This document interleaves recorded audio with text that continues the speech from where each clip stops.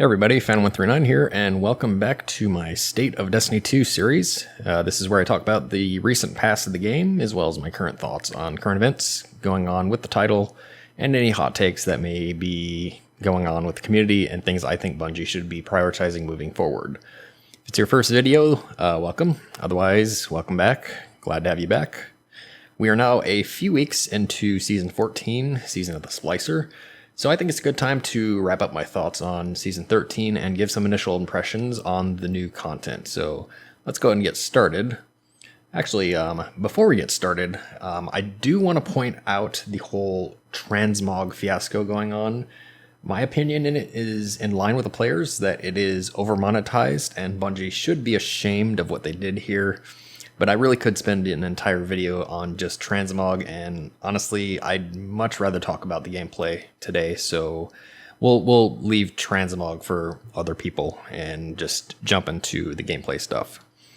So let's go ahead and jump into Season 14, initial thoughts. We're now a little ways into the season, and I will say right away that we seem to be following the same approach as Season of the Chosen with a few adjustments.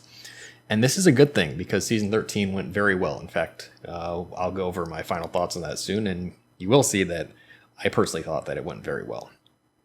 The primary focus for Season 14 is a 6-player match-made activity called Override. This is really just an activity focused on the alteration of the old Contact public event from Season of Arrivals. And for the most part, this activity is done really well, except I feel like there could be more enemies in it, especially given some of the repeatable bounties requiring 25 plus kills with specifically items. Additionally, Bungie, I think it's time we either do away with the moat system or really start to deal with fixing it. Also, Bungie, please fix the relic duplication glitch. And for you people out there who are using it, you know who you are. You are a bad player if you use it and you have no skill. End of story. From here, we have the Splicer Gauntlet, which is our seasonal artifact-ish object. It's the 7x3 upgrade system that we've now seen for quite a few seasons. I do feel as if this system has started to wash out just a bit and should be phased out going forward. I do appreciate that you can freely farm the upgrade materials this season compared to the weekly lockout we had with Season of the Chosen's Hammer. Vault of Glass came back this season as well, and for day one and my thoughts on that, I'll have details a little later on. In terms of my opinion on the whole day one / contest experience, this is known already from previous videos, so I won't spend too much time talking about it here. My big feedback point is it just needs to be dropped already, and a new system needs to be adopted. I'll talk about that later. We also had a mission introduced called Expunge, which is a weekly quest in which we dive into the Vex network to take down a boss. And unfortunately, while the aesthetic of the missions are great and the experience is fun, like everything else that sources problems in this game, the rewards have once again struck out. On the topic of rewards, I want to know why Bungie is suddenly being so stingy on their Pinnacle drops. We lost Deepstone Crypt, which was the Fall Expansion's raid. We also did lose Presage for a couple of weeks. This was already fixed as Pinnacle sources.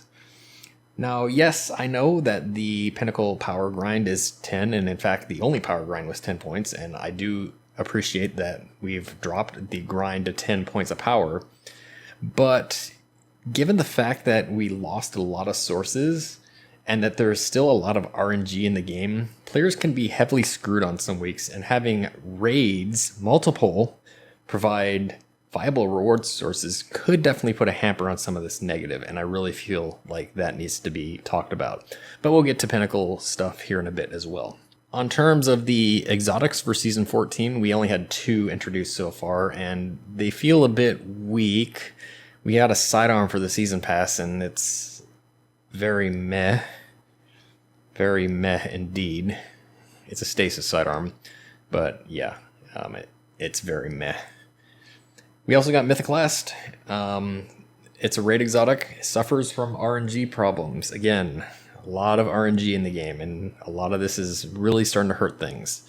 And also, the power of it was not great. I think the weapons are falling down here, and I think we need to start bringing things back up again. The armor, while strong again, required almost immediate tuning. And Bungie, what's going on with you and Warlock armor? Like, come on, man. I'm getting tired of my Warlocks getting the shaft on literally everything in the game. Like, you're giving Hunters and Titans these incredibly overpowered super exotics, and even an exotic that counters stasis, which was one of the trouble points in PvP. And when you give Warlocks, here's a utility exotic that gives your Rifts Lumina Bolts. Have fun. Aspects this season for Stasis also shafted Warlocks with the weakest of the Crystal Harvest of the 3 Harvest aspects. Titans got a utility kill aspect, and Hunters got even more broken grenades, which broke PvP even more. And really, it needs to be fixed. I think the cooldown on Warlocks really kills all usage of this aspect except for very specific builds.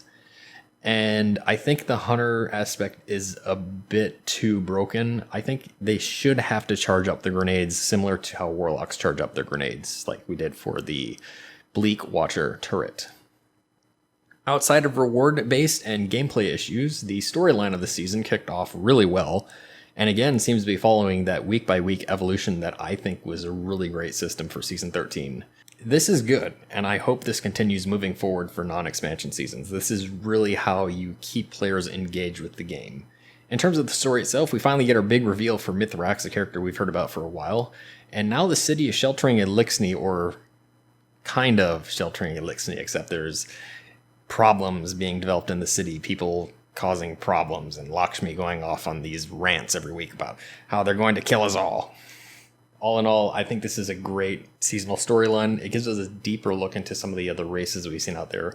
We got a big Cabal story last season, and I'm really looking forward to the season of the Elixni storyline now. So that's going to finish it off for my initial impressions on Season 14. Bungie, please remember that these criticisms are made mainly because I want to see this game continue to pursue its best possible state, and I think that I have a lot of great ideas on how we can get there. So don't think that all of this negativity I'm throwing around is just to dump on teams that have been putting forth ideas. It's just that I think that a lot of these ideas have been hurting the game and need to be undone. With that out of the way, let's go ahead and shift gears to the past. So we're going to talk about Season 13 now. So we're going to hop back and just kind of give my final thoughts on Season of the Chosen. I think Season 13 went incredibly well in the grand scheme of things. The storyline maintained itself for the first half of the season, and then continued even further with the weekly exotic quest, which was Presage. And that actually kind of served to end the season with the final week of the Smuggler's Compartment ending, kind of even hinting possibly at something that may be coming, at least if I've been following the seasonal storyline so far. After a few weeks of the Battlegrounds, we had a final contest settled on the Cabal tank in a brand new strike proving grounds. And oh dear, was that a very, very challenging Grandmaster. Get to that in a bit too. About the only real blemish I can put on Season 13 was Guardian Games, which, as I said last year, really should have been binned permanently after the failure of the first one. And to literally nobody's surprise, this one was busted out of the gate. This time, Bungie gave last place a daily score bump, completely ignoring basic statistics of how disproportionate population sizes, namely hunters, would cause them not only to amass a huge early lead, but then after attaining just a few days of the last place bonus, would become mathematically impossible to beat by any other classes. And sure enough, that's exactly what happened. So Bungie, please do the community a favor. Scrap Guardian Games. Never do something stupid like this competition crap again. We do not want this. Go back to the Revelry. We had so much more fun with that. Otherwise, Season 13 was an absolute blast. I thought it was a great season. Even though it felt a little light on content, the execution of the season was done so great that it really made that little content stretch out enough such that it felt like there was always something new to do. So let's go ahead and give my final rating for Season 13. So we'll go and start with the storyline, and I'm actually going to give this a really high rating of 9 out of 10.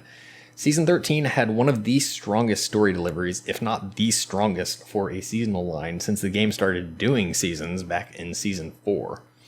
Everything was presented to you directly, and while there was some extra story snippets in the game, they were right in the middle of the social destination that you had to go to even access the story. It was right there for you. It directed you to it. I really enjoyed having a new Cabal character that wasn't just on us immediately like Gaul, and actually came in with a full backstory and reasoning behind the whole bow statement. And for reference, you can actually read this in a lore card that was presented to you later in the season.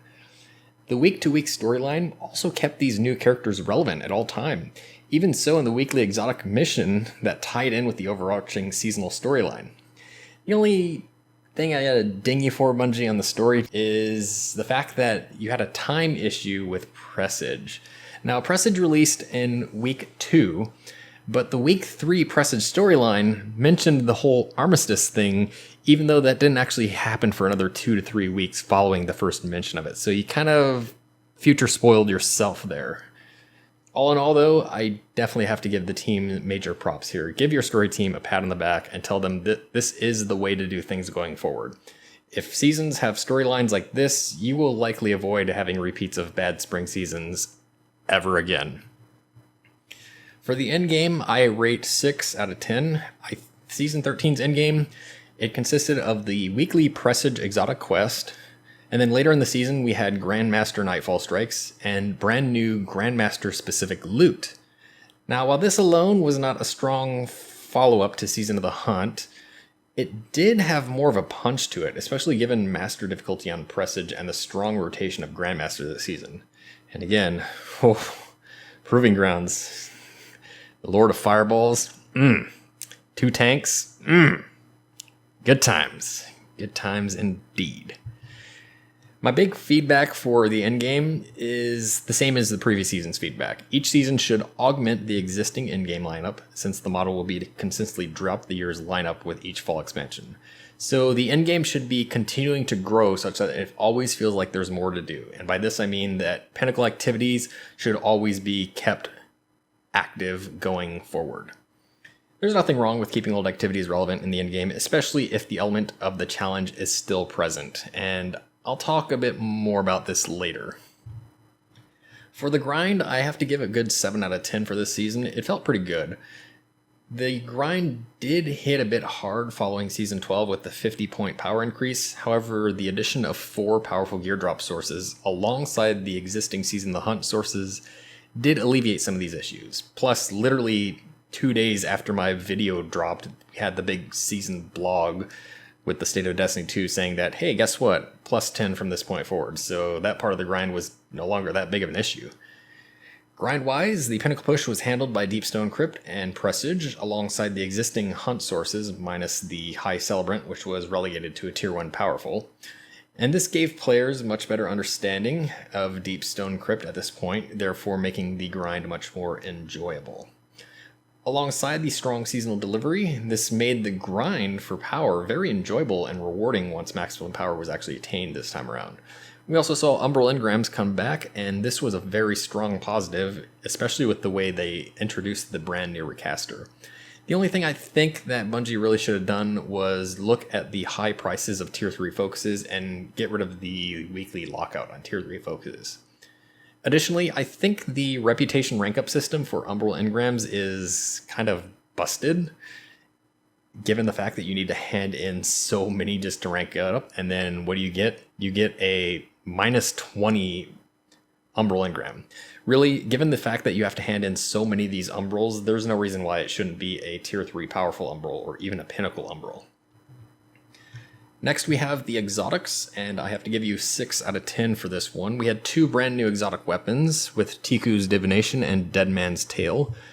Tiku's Divination was the Season Pass exotic, and it saw some immediate usage through its heavy group clearing ability, and was further augmented by the seasonal artifact mod Overload Arrows for Grandmaster content. Dead Man's Tale, on the other hand, was not really as impressive for PvP or PvE. It was a scout rifle, therefore it suffered inherently from the Bungie's logic of long-distance weapons are safer and thus must be weaker. Also, this Dead Man's Tale exotic had transformative, therefore it had random rolls with each subsequent grab, and I think I mentioned this feedback before, but not really a great idea for exotics. They should be fixed in nature. We also saw 3 new exotic armor pieces that were obtained from Lost Sectors. Both Hunters and Titans saw an armor piece that directly augmented an ability, while Warlocks got a chest piece with rotating super weapon buff similar to the old Talala scout rifle.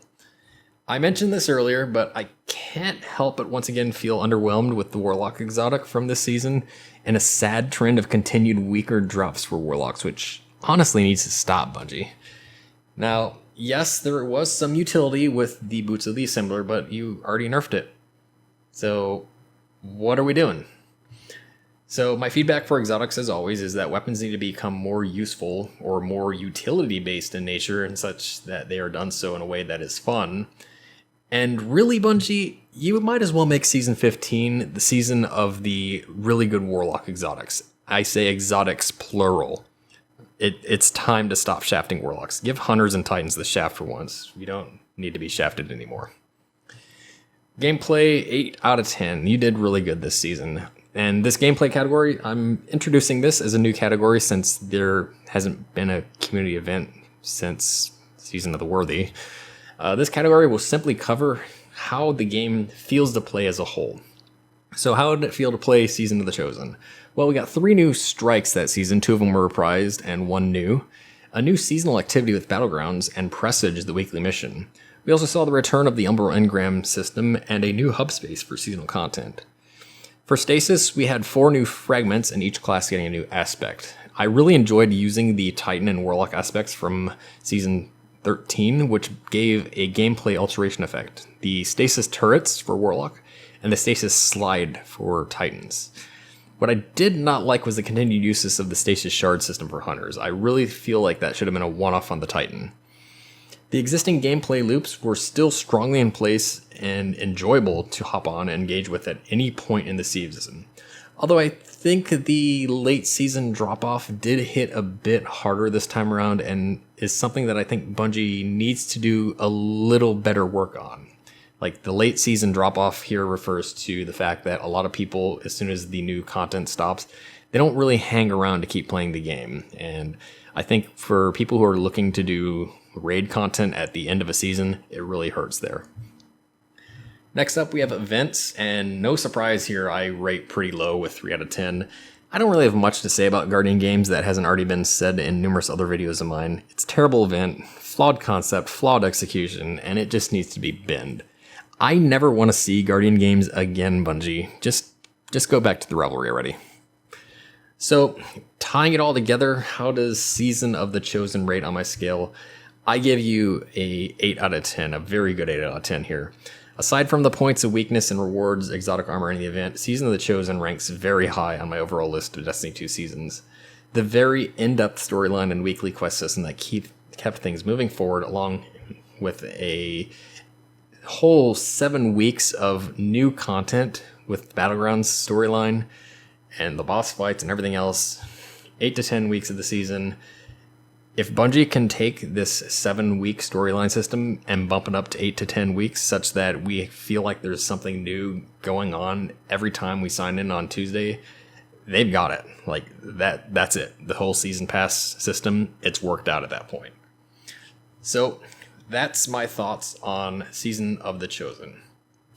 So now I want to take the time and transition into a couple of topics on systems in the game that I feel like need a kind of an overhaul at this point. And I want to start with the Pinnacle drop system. I covered this a little while ago, and I even presented a proposal for a system to augment the Pinnacle drop system. And now more than ever, I cannot feel the need to further talk about things here, and this is the Pinnacle Gear system.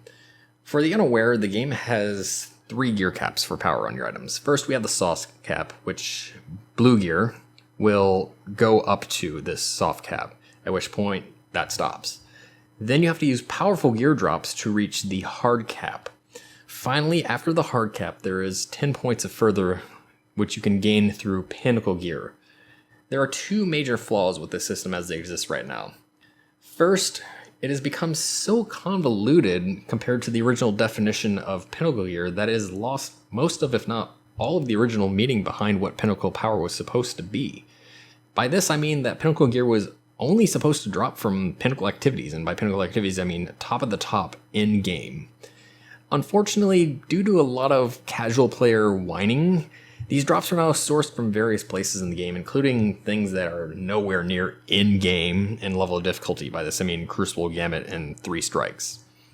In addition, each season's activity has also provided Pinnacle Gear through, even though it's basic of activities. By this, I mean they don't really require any teamwork. You just go in there and get it. It's kind of just become a selling point on the season pass. Then there's the problem with the game's power system in general. There's only 2 things in the game that even require you to get Pinnacle Power, and that's Master level content and Grandmaster Strikes. Even the act of obtaining this Pinnacle Power is effectively pointless for most players because there really is no benefit outside of seeing a higher gear score on your player. The second problem is the game's looting system, which, due to the heavy RNG of it, can repeatedly screw players out of progression. And due to the system being on a weekly lockout, you can induce rapid game burnout when no progression is made due to repeated RNG drops. The number of Pinnacle drop sources is highly limited, and once all of them are used up, you've effectively capped your progress for the week. Now, from the grind perspective, I can see why Bungie thinks that this will keep players engaged, but on the flip side of this, you can induce really rapid player burnout and distaste in the game when a drop a player wants just never comes, or you're handed multiple duplicates in a row. 5 primaries from Multiglass. Raid drops, coming up next on my discussion here, also suffer from the same mentality, and it can lead to the point where a player is only in it for one item, at which point they just shelve the raid and never come back due to how aggravating it was to obtain one missing item. Now, in terms of Pinnacles, I proposed a solution to this about a year ago when these issues were starting to become a bit more prevalent. And that was a weekly targeted loot system akin to what the Division 2 did for their targeted loot system, but instead with a subset of challenges that would award a fixed +1 Pinnacle. I think as a temporary solution to this problem, it should still be considered, but as a long-term solution, I think it's time for Bungie to really reconsider exactly what the Pinnacle Gear system in the game should be. And I think that they need to go back to the original conception, which is to say a means to reclaim the gear power prestige of high-tier content. Since gear level only serves as a gating mechanism to high-tier content in the game, it should only be used to gate access to this high-tier content and kind of serve as a means to players to show off the fact that they engage in this high-tier content. So I think that there is a very, very simple way to fix this problem. I propose that Bungie introduce a brand new currency called Pinnacle Shard, and these are only obtained from in-game level activities. This means no more 3 Crucible, no more 3 Strikes, no more 3 Gambit, no more Clan Engram, none of that. Just in-game activities alone. These shards are then used to bump up the power of any gear piece by 1 point over the hard cap up to the season's level cap. In addition, I think that the prestige factor of in-game can be brought forward here by using this currency to go beyond masterworking to grant an additional 2 to 3 armor mod points, or even a slight stat increase beyond the current +10 maximum. Now, the base power of a player would still be used for powerful drops. So let's say your overall power is 1311. You would still see a 1311 drop from a powerful gear. But in terms of these Pinnacle Shards, you would immediately rectify all Pinnacle RNG issues, because at that point, the players choose where they need to level up. Also, by relegating the currency back to in-game tier content, the original design paradigm of Pinnacle Gear becomes reclaimed. At that point, you can safely retire Pinnacle drops from the game and just use Pinnacle Shards from that point forward. Now, I think the only thing Bungie might be scared of with this system is players stockpiling these shards for instant maximum level in a seasonal release. Personally, I don't see why this would be a problem, but if that really does irk you, Bungie, then just make the shards expire at the end of the season. Problem solved. By giving players more choices in how to pursue their Pinnacle Gear chase, you solve numerous game issues and have players engage more freely in the content that they want to. And we're going to use that talking point to really transition into the next area of discussion in today's video, which is raids. Specifically, I want to talk about Vault of Glass and why I think raids also need a 2.0 redux. So let's talk about Vault of Glass. Now, Vault of Glass came back in Season 14, and this is now the fourth raid that I have covered with the introduction of contest mode. Now, my feedback over this whole day one contest mode thing has not shifted one bit, Bungie. Contest mode, like it or not, has been turned into a glorified event for the streamers to suck up what should be the release day for new content just to create some ego-based satisfaction through a race and a special emblem, which they then turn around and flout as some form of I'm better than you trophy. I have railed against this numerous times, Bungie. The community itself even rejected one of these streamers and gave substantial backlash for the streamer saying that it was too easy for Deepstone Crypt, and yet we're still continuing this? Come on, man. Now, the reality is many teams can't really ever do day one because they can't scrounge up enough people or a full fire team of competent players at the time that the raid releases, or just aren't accessible at the time of the raid release. Yes, real life happens. People have to work. People who play the game a lot have to work. So yes, Bungie, this is the fourth raid release with contests, and the fourth time I'm going to tell you that this is wrong. Just drop this contest bullshit already. My feedback has been noted numerous times. You can retain this mode for the raid race, but as soon as there's a clear, just shut it down. No more.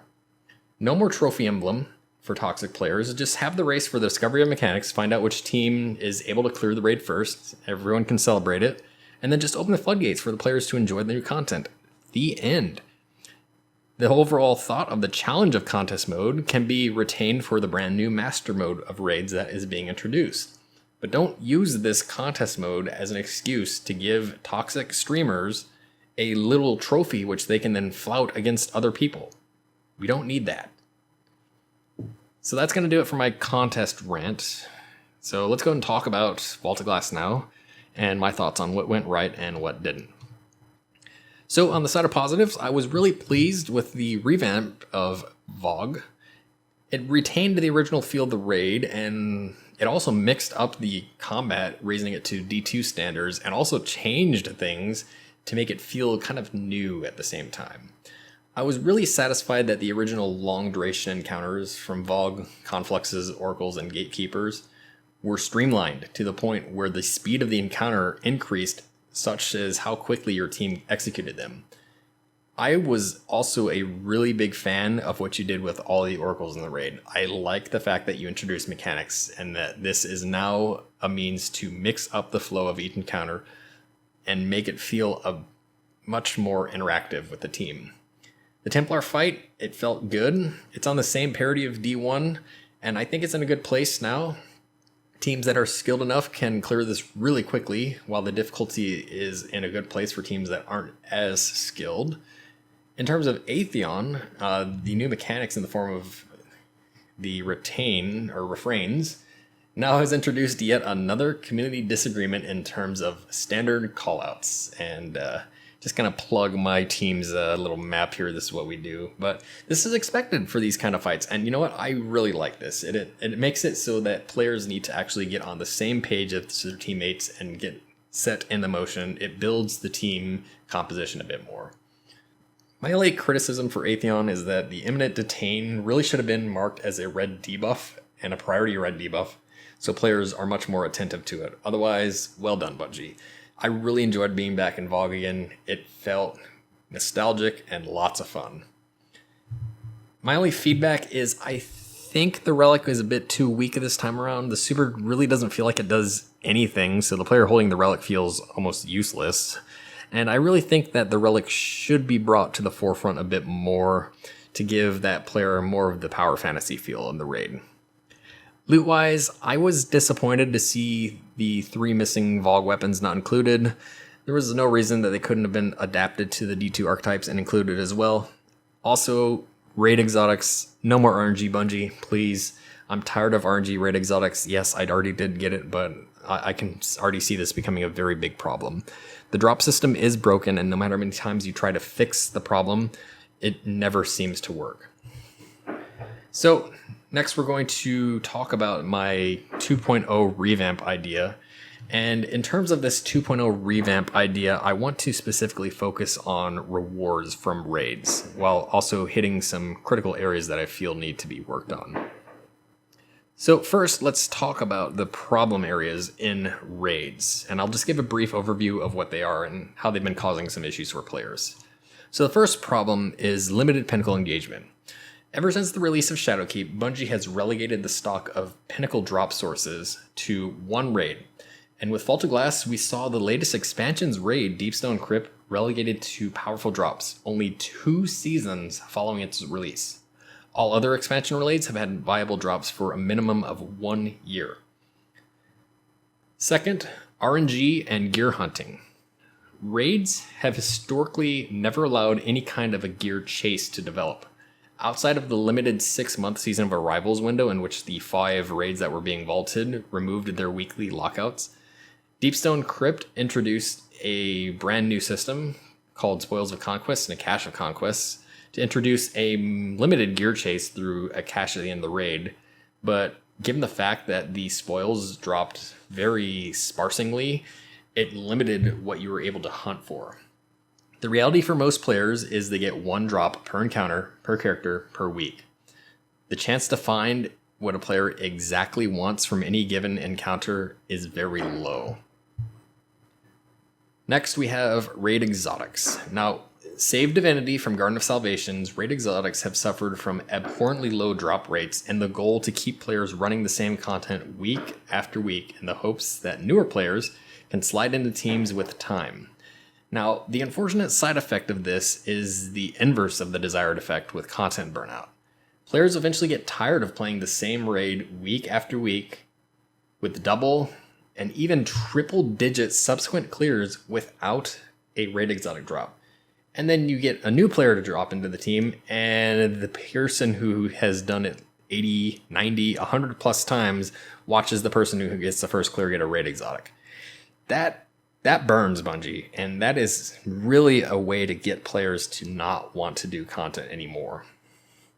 Finally, there's the barrier to entry, and now raids in D2 have really lowered their overall difficulty to become a bit more friendly to guiding new players. But the barrier to entry for new people usually exists for a good 2 to 3 months following a raid launch because most people are just looking to get in and get a quick clear. And there is no incentive to actually help new players. Now, you did introduce a little emblem for Sherpaing this time, but even then, that's not quite enough. So let's talk about how to fix all of these problems. And I think there is a really easy way to knock all of these problems out with one fell swoop. First and foremost, I would introduce a raid vendor table in the tower. Go ahead and put it next to Ikora. That'll give a reason to make Ikora useful in the future too. This table will be the new destination for all things raid related into the game, and I'll talk about this in a moment. The big thing that raids were made to be a long while ago, and I'm taking us way back to Taken King now, is that they were going to be the greatest strongholds of the enemy. You go in there, you take down the big boss, you mantle their gear as your own.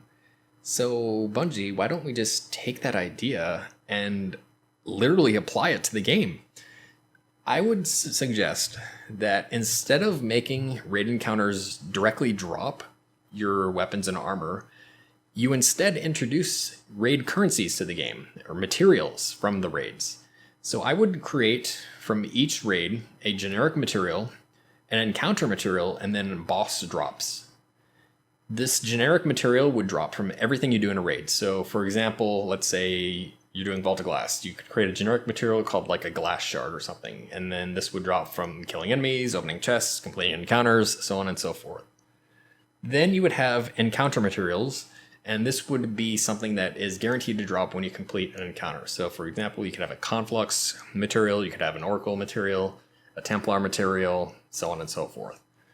Then you would have a boss item material, and this would be a random chance drop, and it could be as rare as you want it to be. And you can make multiple boss items as well, so you can have one for Templar, you can have one for Atheon, or you could have like 2 for Atheon, for instance. The big thing I would say though, Bungie, is that none of these materials would be placed on the weekly lockout system. You would allow players to go in there and engage with the raids as much as they want, try to collect all the materials they want, and then Spoils of Conquest would also be removed from the lockout system and would be adapted to a new purpose.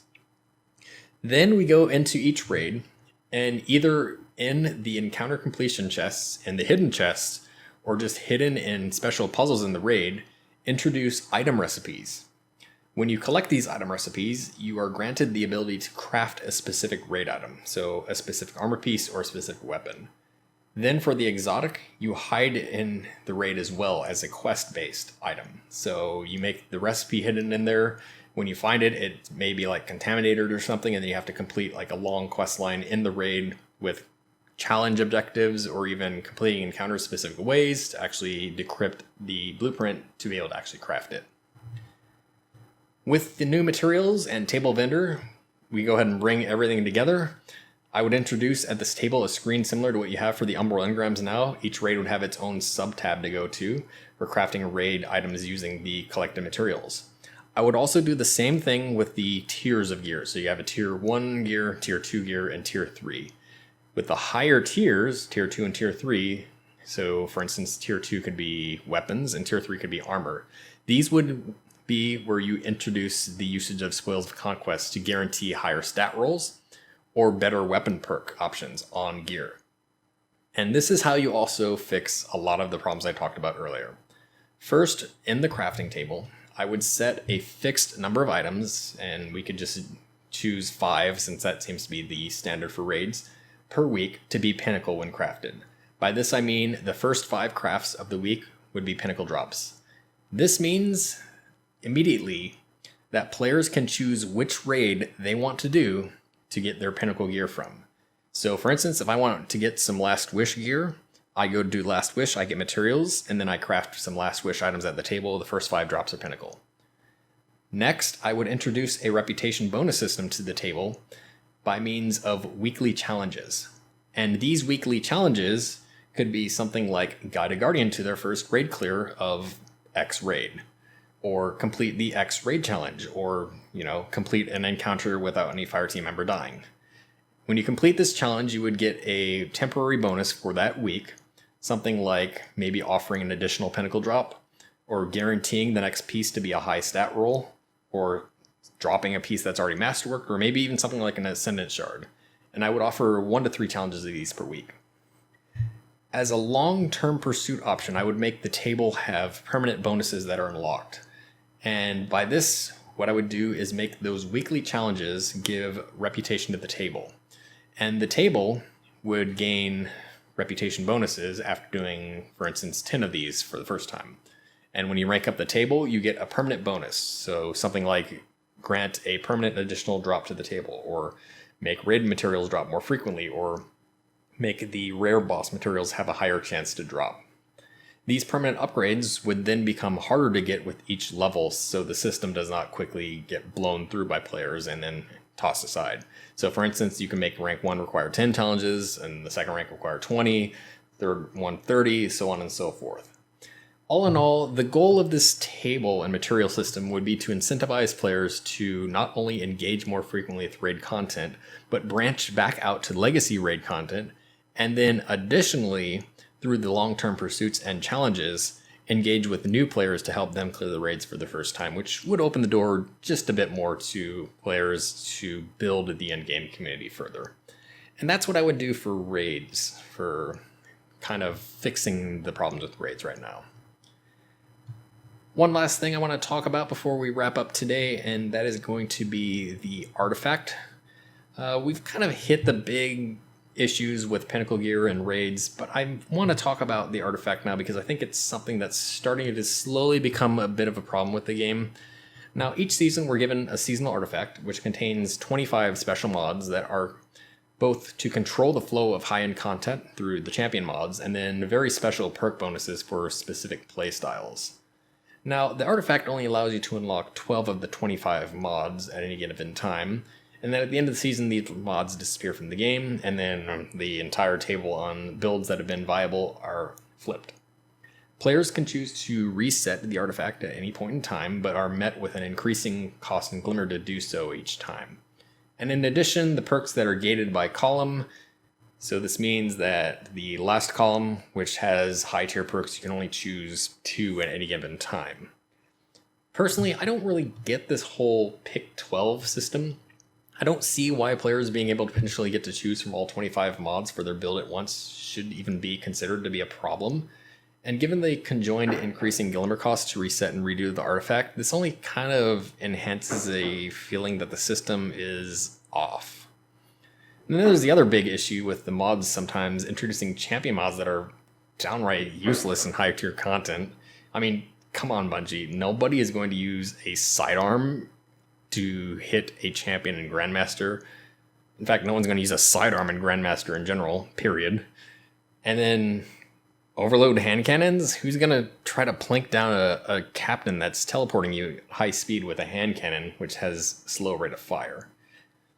This problem is further exacerbated when all of the champion mods in any given season are of low tier in nature, which usually ends up enforcing the old double primary loadout on players, or requiring someone to lock to a specific exotic just to be able to be useful in the activity. Now, it may add an artificial challenge to activities, but it really limits the fun factor of the game. I therefore propose that there is a slight rework to the seasonal artifact to allow for more build development over the course of the season while stripping away the barriers. We'll also talk about something I would do at the end, but let's first talk about artifact changes. First, I would do away with the artifact unlock system as it exists right now. Instead, I would make each column, which has 5 perks, have unlock tokens. So there would be column 1 unlock tokens, column 2 unlock tokens, column 3 tokens, so on and so forth. We then do away with pick 12 and instead unlock all 25 mods through artifact XP. And I'm going to show order down below, which I would do. This emphasizes lower column mods first and then higher tier ones later. By doing this, you no longer require artifact resetting, or if you want artifact resetting, I would just make it not cost glimmer, but put it on like a cooldown based on time, and then you actually no longer need the system as a whole once a player unlocks all 25 mods. Now, as a long-term incentive, however, I see no reason why Bungie deprecating mods each season should be a problem. Most of the mods that they had for these old seasons, while some were powerful in the last column, were never really game-breaking in nature. So what I propose is that we introduce a reason for players to actually want to continue to grind their experience points post rank 100.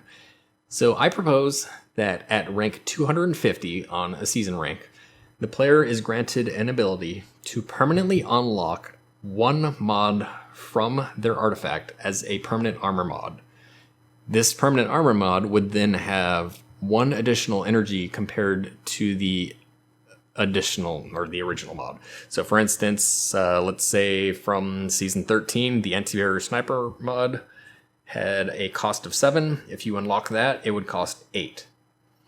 This would not include the special scavenger, targeting, finders, etc., and it would be a one-time decision. So you pick a mod and that is it. You cannot undo your decision. You get that one mod and then you're stuck with it. I would also make the feature retroactive, so you can go back to seasons 8 through 13 and pick mods from those artifacts as well if you've reached the 250 plus mark in those seasons. I think this would kind of make the game feel a bit more interesting. If you think about it, you would allow players to really build a specific way, and if they really enjoyed a specific build, and a certain season had a special mod that augmented that build in a way that makes them feel more powerful, then they have a reason to actually continue to play in that season and engage with the content until they're able to permanently unlock that mod. Also, this means that if a certain season has a champion mod, for instance, that is really good, and then also a seasonal mod that is really powerful in the last column, then you have to start build crafting, and you give players a really tough decision to choose between which mod they want to take with them. I think that this would be a very interesting consideration to make, and I think that it would give players a lot more diversity in their builds going forward, and something that I think you should really consider doing for the future. So that's going to do it for all of the topical areas. So in terms of what I think Bungie needs to do next, I think Bungie, yet again, has their work cut out them to get some of these problem areas under control. For Pinnacle drops, I think we're far enough into Season 14 that this isn't going to be much of a problem for now, but I think introducing the temporary fix per the targeted drops in Season 15 would be a start, with a total rework on the lines of what I shared done by Season 16. I think Raid 2.0 is what Bungie should prioritize right now. Given that this is the pinnacle of Destiny's endgame, it should be brought back to the forefront as a more engaging activity, and as I said, by putting control over much more into the hands of the player, you can create more engaging gameplay loops that keep players coming back for more. And then by incentivizing experienced players to aid newer players, you can grow the in-game community. Also, I don't need to say this again, Bungie, but no more contest or day one events, period. My thoughts on why could not be more clear. It's time that the streamers accept that they do not own a whole day of content, nor do they deserve anything special for it. The end. The artifact rework, it's not something that's high on the list of things I think I want to see Bungie do, but it's something that really should start to come into consideration, especially given some of the repetitiveness and issues with the seasons having some poor in-game mod options. Yeah, unstoppable sidearms. Ooh, that's not gonna use that. Yeah, not doing that. So that's gonna cover my thoughts on where the game stands right now. Lots of good, some bad. Once again, I really feel like those few bad things are heavily overshadowing the great stuff here. I really wish that some higher up at Bungie would just can the decisions of the rewards team or whatever team is in control of monetization, especially in times when the game's rolling on heavy momentum. You're really falling backwards with some very poor reward design choices and stingy gameplay loops. And doing so on high points only leads to rapid downfall. You've made this mistake numerous times before, Bungie, and it's... stop. Oh, one last thing before I finish the video. This is for a community. Yeah. Stop bitching about PvP, maps, modes. This is how we get another season of the Drifter, season of the Worthy. It's the last thing we need. We're going to be going to another extended 5 to 6 month season leading up to the Witch Queen. We do not need a season of PvP, nor do we ever need a season of PvP. Bungie has already expressed that they have taken the feedback. Your patience in the manner is appreciated, so shut up. So that's all for me for this time. I know I've said the State of the Death Game video following my last video, and I was going to do a video, but I didn't feel like doing another 30-minute blog post following the blog, seeing as other people kind of did the work for me. So that's why there wasn't a video 2 days after the previous State of Destiny 2. I'll drop in if anything big happens, but otherwise that's going to do it in terms of this season, and I'll see everyone at the start of next season.